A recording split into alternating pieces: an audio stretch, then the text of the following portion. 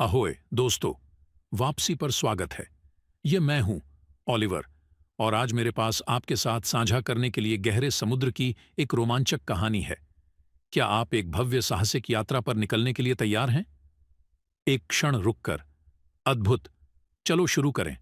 एक बार की बात है, एक हलचल भरे समुद्र तटीय शहर में लिली नाम की एक बहादुर युवा लड़की रहती थी।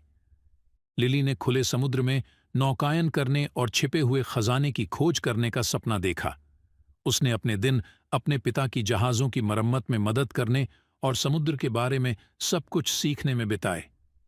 एक दिन एक पुराने जहाज़ की सफाई करते समय लिली को धूल भरे कोने में एक रहस्यमय प्राचीन नक्शा छिपा हुआ मिला। मानचित्र में एक गुप्त द्वीप का रास्ता दिखाया गया था, जहां कहा जाता था कि एक पौराणिक खजाना दबा हुआ है। एक दिन एक पुराने जहाज की सफाई करते समय लिली को धूल भरे कोने में एक रहस्यमय प्राचीन नक्शा छिपा हुआ मिला। मानचित्र में एक गुप्त द्वीप का रास्ता दिखाया गया था, जहां कहा जाता था कि एक पौराणिक खजाना दबा हुआ है। यात्रा लंबी और चुनौतीपूर्ण थी।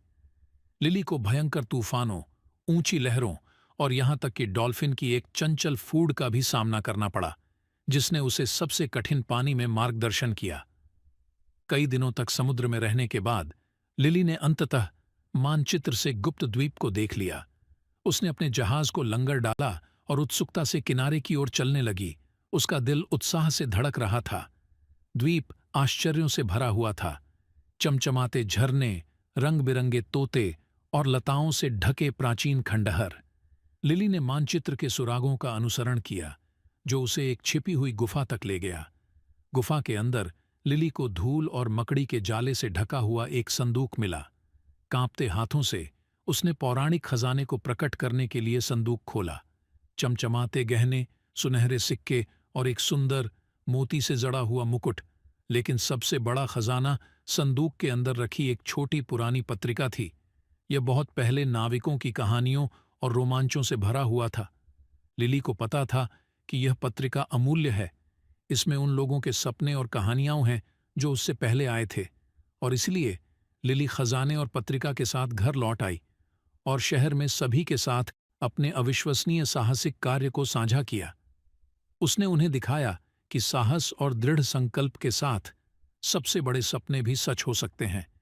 मुझे आशा है कि आपने ऊंचे समुद्र पर लिली के साहसिक कार्य का आनंद लिया होगा।